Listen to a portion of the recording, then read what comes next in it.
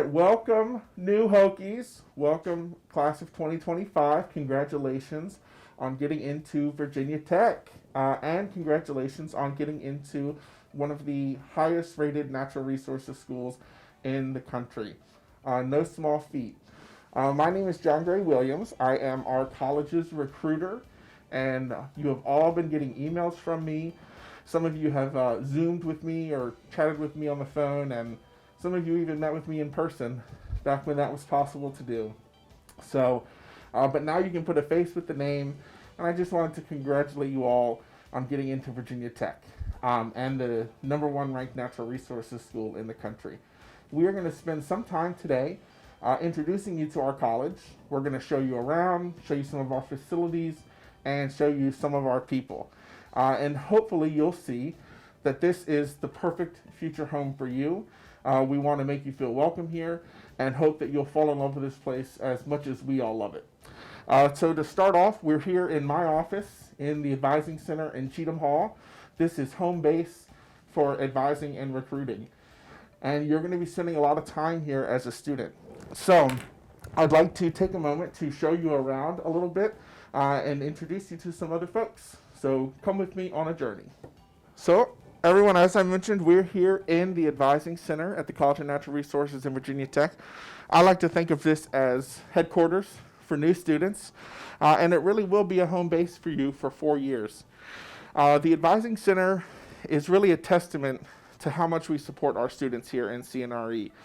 We have a really unique advising model here in our college. All students from day one get 2 advisors. So one is going to be a full-time professional advisor whose full-time job is dedicated to help you make sure you stay on track to graduate, help make sure you're taking the right classes, and their person is assigned to you just based on your major. In addition to that, you're also going to have a faculty mentor. This is going to be a professor who's in your major, who's going to help you with more of the professional development and career preparation side of things. You'll be spending a lot of time here in CNRE Advising Center, and so you're probably going to get to know my colleague, Linda Fitzgerald, pretty well. Hi, Linda. Hi, John Gray. So, why don't you tell us one thing that you really love about CNRE? I can't just choose one thing, but I love the culture in our center, and I get to work with not only an amazing staff and colleagues, but I also get to work with amazing students. I'm going to reiterate that. It's also hard to choose just one thing. I love working with you. I love working with all of our advisors and our faculty, and our students, I think, are some of the best in the country. And we really hope that you'll choose to come join us and be one of our students. Another thing that Linda does, and you're going to get to know her really well if you choose to be a student here, she helps to run our career fair. So our students get a lot of exposure to employers for internships, co-ops, and full-time job opportunities. And Linda is one of the big pieces to make that happen. So thank you for all that you do to help make CNRE great, and we hope that you will come and join us here in CNRE.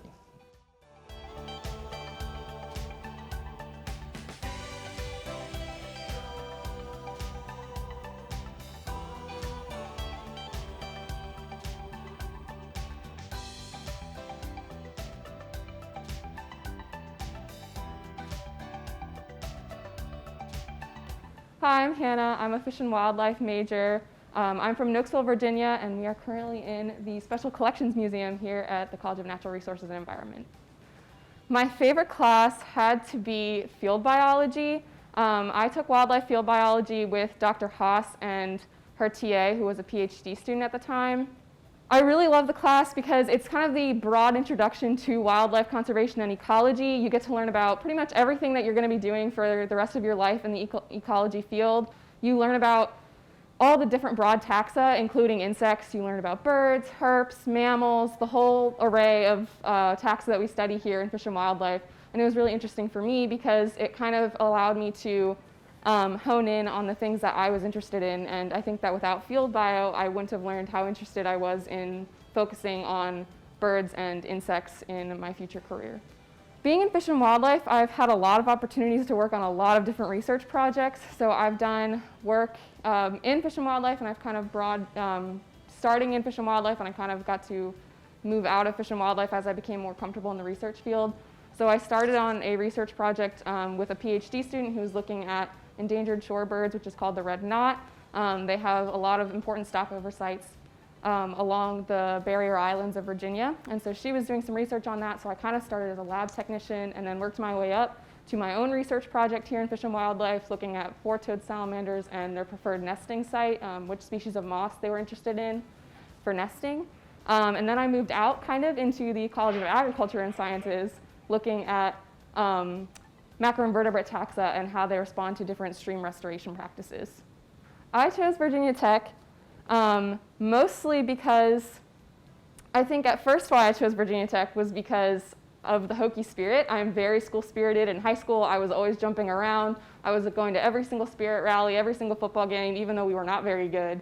And so I was really enticed to Virginia Tech by the school spirit that came along with the Virginia Tech name and the Hokie spirit. I think I ended up loving Virginia Tech even more than I initially imagined I would because of the community that comes with that Hokie spirit. It goes so much beyond just wearing maroon and orange and screaming "Go Hokies." Everyone is really looking out for you.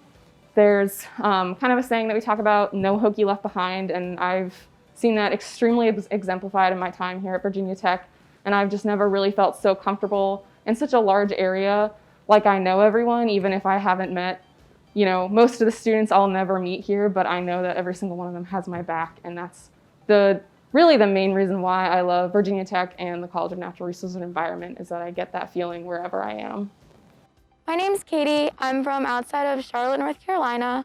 I'm double majoring in water resources and environmental econ, which is in the Department of Forest Resources and Environmental Conservation. Some of the other majors are environmental resource management, environment conservation and society, environmental informatics, and forestry. And right here is outside of Cheatham Hall, which is kind of home base for all of the CNRE majors at Tech. So one of my favorite classes that I've taken for CNRE is Water, Environment, and Society with Dr. Luke Duran. I took this class freshman year before I was actually in my declared major, and it kind of gave me a broad view of everything water and natural resource related, and was sort of the first time that I felt like I was really doing something that I was passionate here about as a freshman, and it felt more like an in-major class than sort of a gen ed or a freshman class that you would take, and I think that's what set me on the path that I am on right now. So an internship that I've done, I did this past summer, which was completely virtual due to COVID, but it was a National Science Foundation undergraduate research program through the Urban Water Innovation Network, and through that I was given a mentor, and I actually got to interact with someone from a different college. My mentor was from the University of Idaho, and I was able to conduct my own research project, which is currently in the process of getting published. That was really exciting. And I found out later into the process that it was because of my interdisciplinary major with water that I was perceived to be a competitive applicant for it. And that major really helped me a lot to give me the background that I needed to do a research project so early in my college career. When I came to Tech, I came in as an engineering major, and I knew that I wanted to do something environmentally related, but I quickly found out that that wasn't exactly the path that I wanted to take. And through kind of trial and error and talking to different people, I met up with someone who I knew from home, and they explained to me the different CNRE majors and the different environmentally related majors here at Tech, and they kind of guided me through each option. And after that, I went and scheduled an advising appointment with the advisor for water, and I talked through the different course requirements in the major, and that's when I decided to change my major. And I also just love this small class atmosphere and how well you can get to know your professors and how much they can tell you about the field and internship opportunities and help you out in the future. I think that when I came to Tech, it was the first time that it really felt like that was the place that I was supposed to be. And everyone does say, like, this is home at Tech, but you really do feel it when you visit. So after college, I plan on pursuing my master's degree in environmental econ, and both of my majors have really helped to prepare me for this. But I think what has really set me apart, aside from the double major in econ that I do have, is my water major, because doing any kind of environment or natural resource economics does require a background.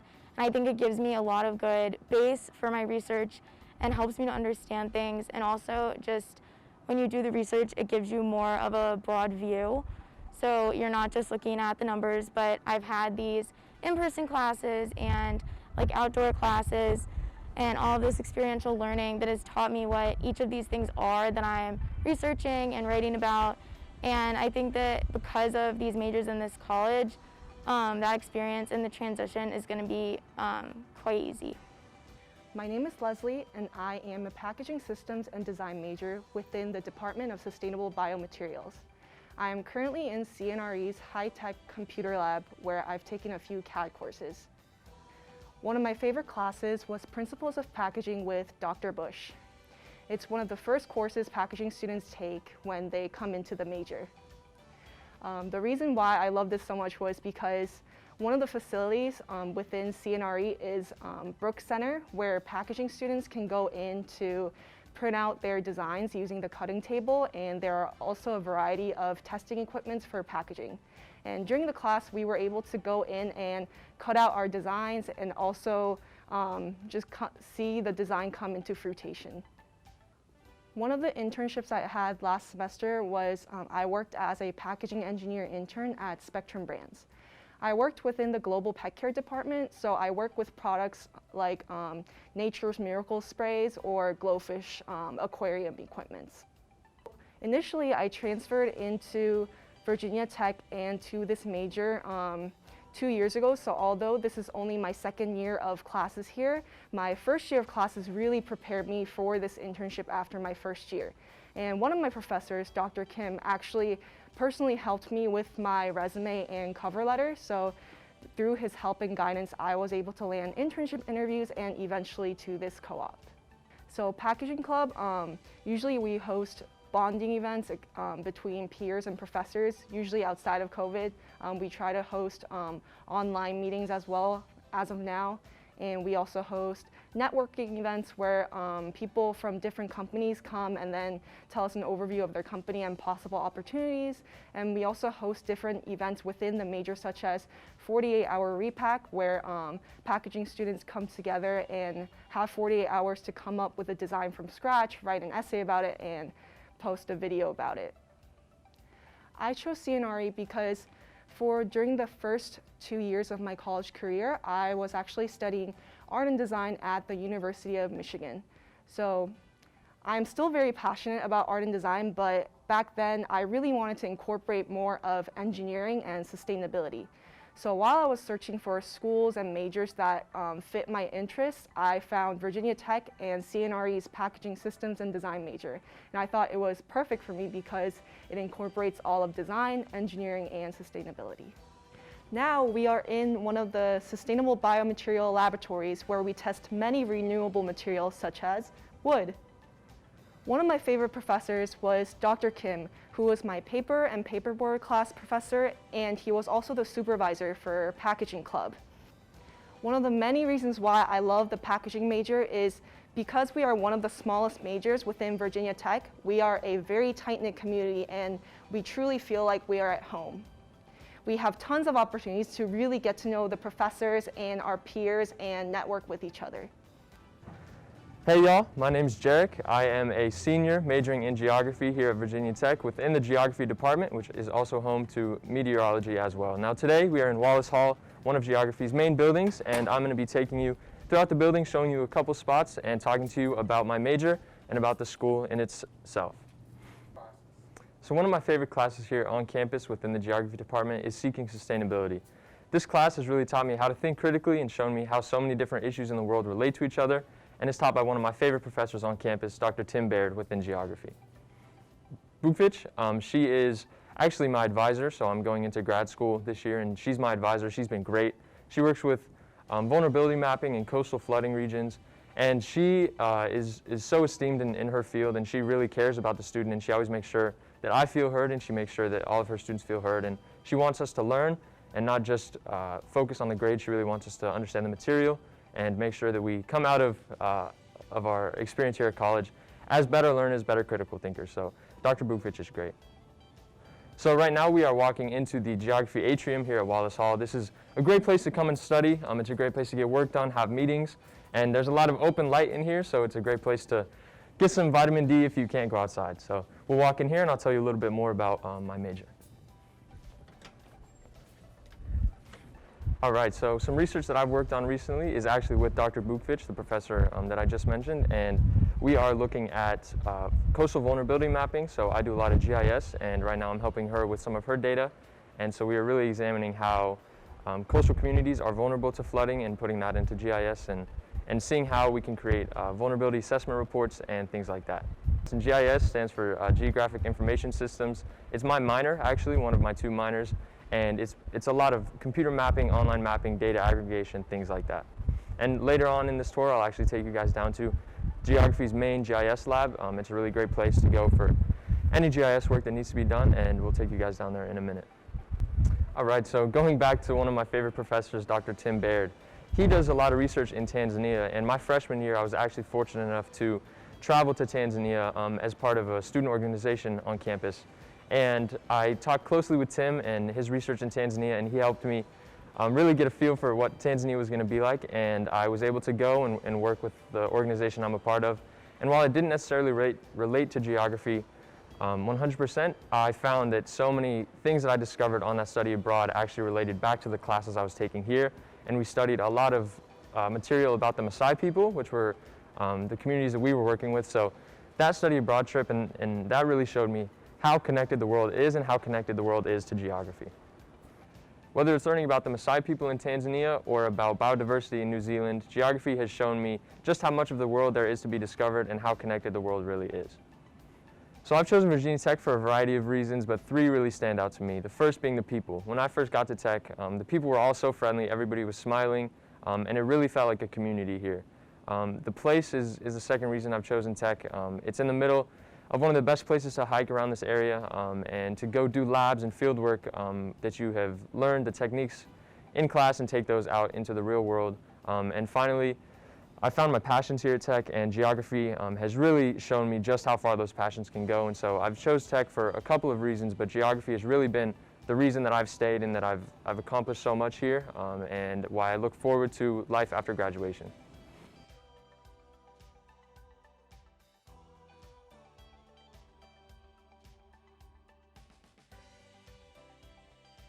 Hey, welcome to the first day of Wildlife Field Biology. I'm so excited that you've taken this class. We're going to have an absolute great time this semester. The fun part about this course is we're going to have lectures inside, but then most of our labs are going to be outdoors. So before we get started, I'm going to introduce you to a couple folks. Nick Seiberts is going to be our TA for this course. Nick has TA'd the course for a couple of semesters now. And what's awesome is, at one time, he was sitting here just like you. Nick started out as an undergraduate at Virginia Tech and is now working on his master's degree at Tech. So Nick, thank you. He's a huge help, and students find him extremely valuable. My name's Kevin Hammond, and I'm going to be the lead instructor for this course. And again, I'm super excited to be able to work with you this semester. So today's lab, we're going to be our first field experience, and we're basically going to be teaching you how to go outside and make some observations of birds. Now, some of you have a lot of experience, I know, working with birds, but others might not. So today, we're going to work on getting everyone kind of up to speed so that in future labs, we're going to know how to make bird identifications. So, starting out with one of my favorites, right, our good friend the butcher bird, as some of you might know, the northern shrike and loggerhead shrikes, which often will catch their prey and actually impale them on thorns. Makes it often a student favorite because it's pretty neat to see. So, as I mentioned, we're going to be learning how to do this outside, and the great thing about being in the College of Natural Resources is we have the opportunity to have so many hands-on experiences. And today we're doing one in the Department of Fish and Wildlife Conservation, but those experiences exist in our other departments as well. In the Department of Geography, the Department of Sustainable Biomaterials, the Department of Forest Resources and Environmental Conservation. These are all classes that you'll have where you get to be outside. You know, we often joke, Nick and I will, we're outside having a great time, and you see students that you know they're going to courses where they're going to be inside and are not in our college. And you know, we're always so happy for being outside. So remember that. The other great thing about this, and throughout the semester, Nick and I are here to help you. I want you to be thinking as you're seeing these labs and things that we're doing when we're outside, we recommend that each student have an experiential learning opportunity. And one of the great things that you can do is see something that might need data collected or questions that could be answered now in one of your first classes and start building on that. So by the time you're in your third or fourth year, you've got the opportunity to have your own undergraduate project. Nick did that when he was a student here. So definitely take his experience and talk to him. Now, my research focuses a lot on Appalachian herpetofauna, which we'll get to in the next few weeks. We're talking about things like reptiles and amphibians. And if you get excited about some of these, I have spots in all of our programs where we would welcome undergraduates to jump in and get some hands-on experiences. So it might be going to the highest mountain and second highest mountain in Virginia, White Top and Mount Rogers, and helping us to collect salamanders. We're going to be working on a snake that hasn't been seen in 30 years in the state of Virginia with the pine snake. And we're super excited over the next couple of summers to be partnering with Hampton University. We're going to be working with diamondback terrapins on the coast. So if you'd rather spend time on the coast, right, in the beach life, we've got an opportunity for you, or if you want to be high up in the mountains chasing some of our rare salamanders, that's an opportunity too. So as you're seeing all this, be thinking, wow, that might be something I want to do. So how do we identify birds? How do we actually, and what we're talking about today with birds, you could apply it to reptiles, amphibians, to snakes, to mammals. Well, one of the first things we want to do is you're going to be using field guides. And the great thing about the field guides, this is a page from the bird field guide we're going to be using later today when we go outside. And I picked this one because it's our state bird in Virginia, the northern cardinal. The field guides have arrows, and those arrows are pointing to things that we call field marks. In other words, that's something that's very distinguishable about that animal that lets you know it is what it is.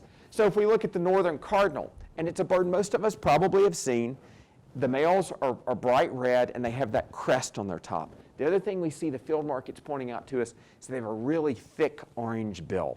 So both of those things will be great. So when we're out today, we're trying to identify these birds that we're going to be seeing. Look at your field guide and look at those field marks, because that's saying this is a key characteristic that we might need to look at. The other thing that helps us, people will often say to Nick or myself, how do you know that that's a pileated woodpecker? We don't even necessarily pull up our binoculars. It's not because we're superstars or anything, it's because a little bit of practice, and we do things like looking at silhouettes. So even though this picture, and we intentionally chose this picture on purpose because it's backlit, we really can't see any color on it, but the outline of that bird is such a way that nothing else looks like that. Kind of looks like Woody Woodpecker, if you've ever seen that cartoon. That's what they were drawn after. That's our pileated woodpecker. So be thinking about shapes and silhouettes. We're going to be going to the duck pond, and sometimes in the early morning when you're looking up into the trees with the lighting, all you're able to see is silhouettes. So that outline is going to be really important to us. The other thing is to think about how big it is. Right? Now, again, not everybody is an expert birder at this point, but we've all seen some birds in our life. And I bet most of you have seen a house sparrow. Those are the little birds that often like to hang out at fast food restaurants or at Lowe's and Home Depot in the garden center. They actually are not even native to this country, but you know about how big they're. That bird's about 5 inches. Most of you have probably seen a robin. That bird's about 10 inches. And I bet a good chunk of you have probably seen crows too, and they can be up to 21 inches. So if we see a bird and we don't know what it is, be thinking, is it about the size of the French fry bird? Is it about the size of a robin? Is it about the size of a crow? And that in itself will take your field guide of several hundred pages and cut it down sometimes to just 20 possible pages. So think about that in relation to what we know. The other great thing about birds is they make noises, right? So sometimes you don't even have to see them. Nick and I will do that a lot with you, and the students are going to say, wow, Nick, how did you know that that's the bird? You never saw it. That's right, because it makes noises. So an example, again, we're kind of sticking with our little pileated woodpecker, the largest woodpecker in Virginia that Nick and I both really enjoy. When we're out in the field, you'll be walking around, and you might not be able to see this bird because it could be very high up in the trees, but you're going to hear that call. That's a very distinctive call. So over the next several labs, Nick and I are going to be working with you not only to learn to identify these birds visually, but we're also going to try to work on their calls. So, great introduction here on how to identify birds. Now, let's grab your binoculars, let's grab your field guides, let's go explore campus. Who's excited for our first lab experience? I know I am. This is a great place. So we're at the duck pond, and when you're making your independent observations you're going to be doing for the course, this is a great place to do those. So we're going to go back and think about a few things we did in our introductory lecture about how we're going to identify birds. So if we go back and think about those, what's one of the first things that we discussed? You're right, looking at the bird's general silhouette, its shape. So in front of us, we've got a couple birds moving from left to right. So we're going to look at these two birds and look at their general shape. Now, who remembers what was the second thing we mentioned? That's right, looking for some colors. So one of the things we see on these two birds, right, if we look at those, you'll notice the darker head with the kind of the white patch behind that dark spot. So their behaviors can also be very helpful to us. And we notice these two obviously are aquatic birds. Does anybody want to take a guess with your field guide what we might be looking at? That's right, those are Canada geese. So very common goose throughout the state of Virginia, and it's a bird that we do a lot of management work with. So that's an exciting observation for one of your first days. A few others that are out here. So we also mentioned in our introductory lecture about the fact that birds make sound. So if we just stop for a moment and listen, see what we might be able to hear. There's a lot of sounds this morning, right? We obviously are hearing the waterfowl in front of us, but more importantly, if we listen, there's a couple of birds that are calling from the top of the tree. So we described how to use your binoculars, so let's try to do this. So we're just going to look straight at the birds. We're going to pull the binoculars up to us. Work on getting those in focus. Okay, does anybody see any great field marks there? That's right, I think someone said that they looked iridescent. And I'm seeing that as well, right? In this morning sunlight that we have on this great day at the duck pond, we can kind of see the iridescence. Does anybody notice anything else about their silhouette? See the shape of the tail, right? Okay, so we've got a medium-sized bird. We talked about shape in our introductory lecture. Bird appears to be pretty dark. We could see maybe some lightish coloration around its eye, and we can hear those chip notes it's making. So if we go to that, there's a general section in our field guide we're going to look at that have those type birds, kind of the darker shaded birds. Let's take a look at that real quick and see if we might be able to find a good field mark. You see the tail? Okay, someone have an answer? What do we think we have? Hey, that's right, that's a common grackle. So it's a great identification. Those birds are quickly moving their way back into the area after their migration. So good job. Way to go over those points we talked about. The bird's shape, the bird's color, its silhouette, and then the fact that they're able to vocalize and we're able to hear those. So one of the key things you're going to need to be a great biologist, wildlife biologist, is being able to observe very well. And you did great on your first experience. So let's look. Do you see that green head and the white ring around the neck? So you might think that, like, oh, it's just a duck, but those are actually really good field marks. And that's a male mallard duck. So if you look over here, you can actually see there's a female trailing behind these males. If it pops out, yeah. See the female? The female is much more plain than the males. And you're going to see that a lot with birds, that the males are going to be much more colorful than the females. And it's because they want to attract the females for breeding.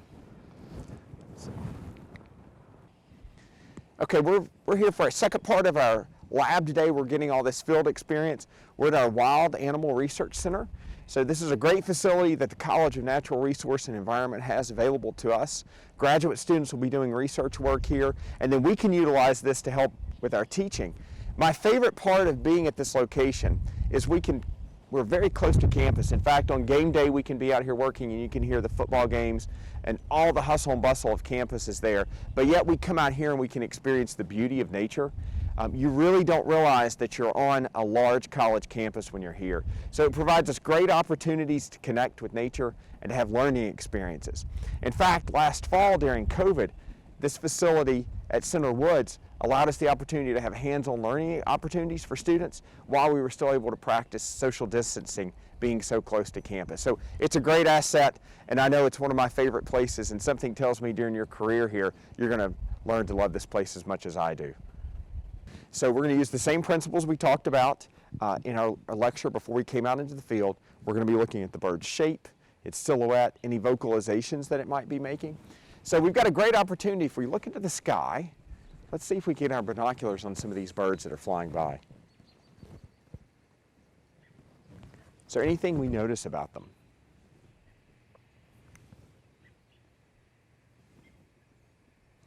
You might notice their belly is very white in coloration, right? And they've got a really nice iridescent blue. The other thing that you're probably noticing is I want you to take a look at their flight pattern. What's it look like?